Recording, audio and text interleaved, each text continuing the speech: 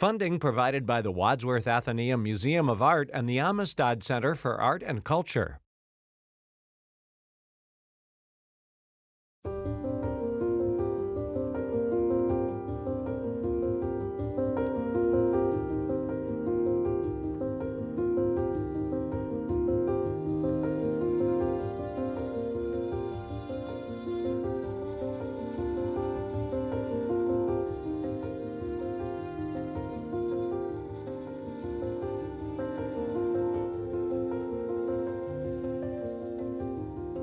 I didn't have anyone in my family to pass down the history of quilt making, but I have family members that pass down photographs in our history. And so with Venture Smith's side of the family, which is on my paternal grandfather's side, I always wanted to make sure that the history would be passed down to my daughter and grandson too.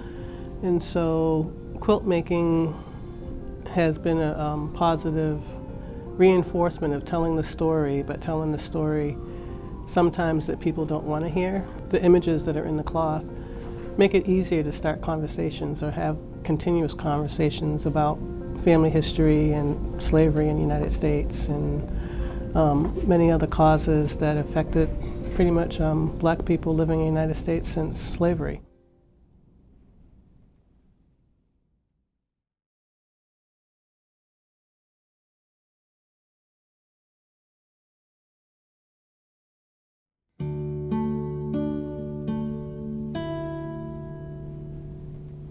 Venture Smith was a person that was kidnapped when he was a young child from the coast of Africa in the early 1700s, and he was supposedly, according to his narrative, the son of a prince of the Dunkadara tribe in Guinea, West Africa specifically. Venture's narrative recounts the story of his life, living in Africa, going through the doors of no return, traveling across the Atlantic Ocean, stopping in Barbados, and eventually winding up in Rhode Island first, and dropped off with his new enslaver.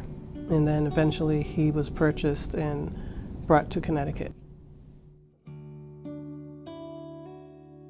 The last person that he was enslaved by, Captain Oliver Smith, allowed him to purchase his freedom, and from there he managed to purchase the freedom of his children, and other slaves actually, asked him to purchase their freedom, and so he purchased other slaves in Connecticut.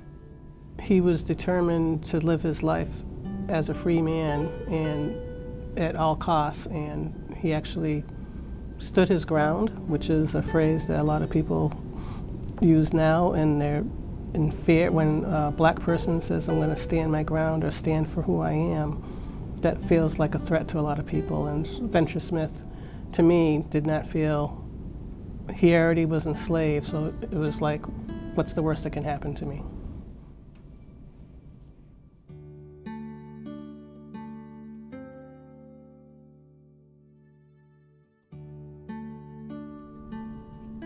So this is a piece that I dedicated to Venture Smith, and this is the first 26 acres that was known that he had purchased in Stonington, Connecticut. And the rock tied down with hemp is actually symbolic of Venture's rock that was originally used as the marker for Venture's property line, but you can see that this is also a map quilt because it's symbolic of the actual shape of Venture's land. And then there's a footpath underneath the rock, and that's my way of saying I'm following in his footsteps. I think my greatest aha moment was going to Venture's land during my childhood. As a child, my family would go fishing and boating at Barn Island Wildlife Sanctuary. Actually, my grandfather and uncle would put the boats in the water on that very piece of land. We would go to Fisher's Island and have picnics until one year we were told we were no longer welcome on Fisher's Island. And this was in the 60s, so things have changed. I always say that Venture is like the beacon of hope for anyone else looking for their family history. There are so many people that are descendant of slaves in the United States that don't have the history to go back to. And so when I talk about Venture and all that he's done, I'm also like giving hope for other people. I just look at Venture as his story is an amazing story for other people to learn from and to start digging and finding their own family history.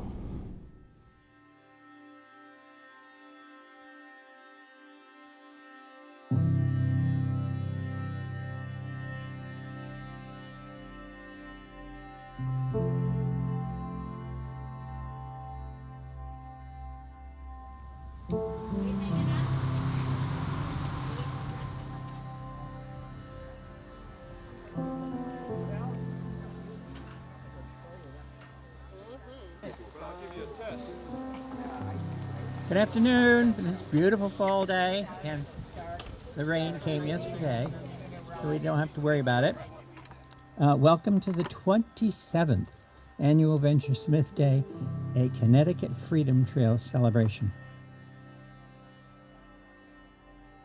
The first time I came and the grave had been exhumed and was just there, cleaned up the headstone.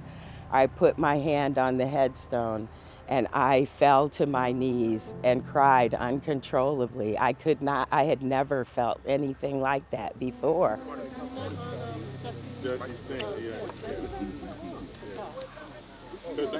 Our family is one of the original Native African American families in Connecticut, and I want to continue that. I want our family to embrace that history. I want our young family members to embrace that history and continue to keep alive the memory of Venture Smith. My dad used to tell stories, but I didn't believe him. The way he talked about Venture was almost like he was a mythical figure. And so I had been hearing about him lifting rocks and this big, strong guy. I didn't really think that he was real. So when I was a child, and then as we got older, we started coming here. We've been coming here for, I'm going to say maybe 20 years. I faithfully have come.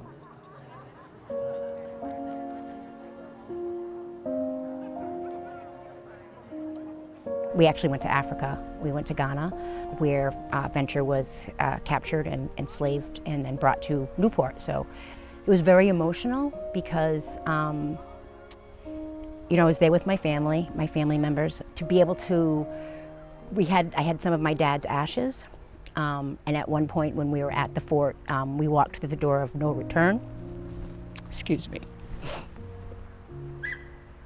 And I was able to bring my father's ashes back to Africa.